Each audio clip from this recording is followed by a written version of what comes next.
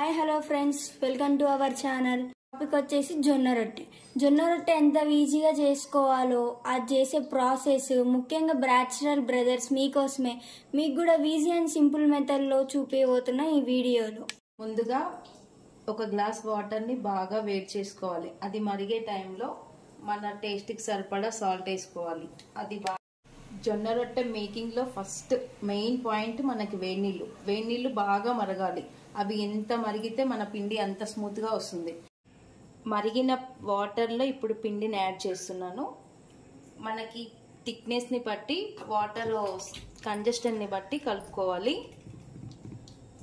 మన వాటర్ని సరిపడా పిండి కలుపుకోవాలి. కావాలంటే మళ్ళీ ఇంకొంచెం పిండి యాడ్ చేసుకోవచ్చు. మరీ లూజ్గా ఉండొద్దు, అలా అని గట్టిగా ఉండొద్దు. గట్టిగా ఉంటే రొట్టె స్మూత్గా రాదు. అండ్ ఈజీగా చేసే విధానం కదా, ఇంకా కొంచెం వేడి నీళ్ళలో పిండిని వేసి బాగా కలపాలి. అది కలిపే విధానంలోనే మన రొట్టె స్మూత్గా వస్తుంది. ఇలా కలుపుకున్న పిండిని మనం ఒకసారి చెక్ చేసుకోవాలి, మనకి ముద్ద పడుతుందా లేదా అని.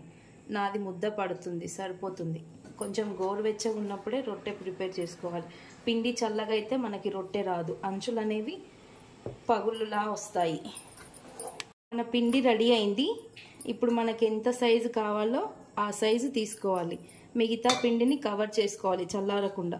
చల్లారితే పిండి గట్టిగా అవుతుంది, రొట్టె స్మూత్గా రాదు. మన పిండి రెడీ అయ్యేలోపు పెనం హీట్ అవుతుంది. ఇది ఓన్లీ రొట్టెల పెంకని.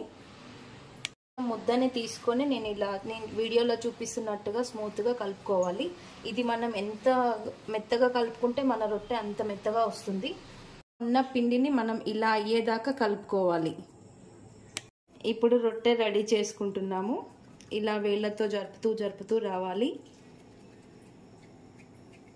మా అమ్మ అయితే చెయ్యి మీన్నే అరచేయి అంత వెలుపు చేస్తుంది, నాకంత సీన్ లేదు.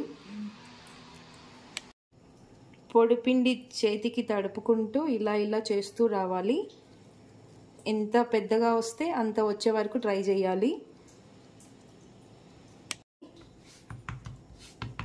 రొట్టె జరిగిందాక కొడుతూనే ఉండాలి. ఇంకా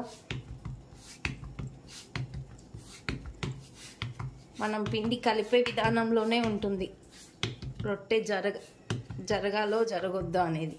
మంచిగా కలపకపోతే రొట్టె జరగదు. రొట్టె రెడీ అయిపోయింది. ఇంకా హీట్ అవ్వలేదు. పెనం కన్నా ముందు రొట్టెనే రెడీ అయిపోయింది. దీన్ని ఇలా చేతి మీద వేసుకొని బ్యాలెన్స్డ్గా ఇట్లా వేసేసుకోవాలి. ఊర్లో అయితే వాటర్ ఇలా చల్లుతారు, అది కట్టెల పొయ్యి కాబట్టి నడుస్తుంది. మనది గ్యాసులు కదా, సో క్లాత్తో మెల్లగా రఫ్ చేసుకోవాలి.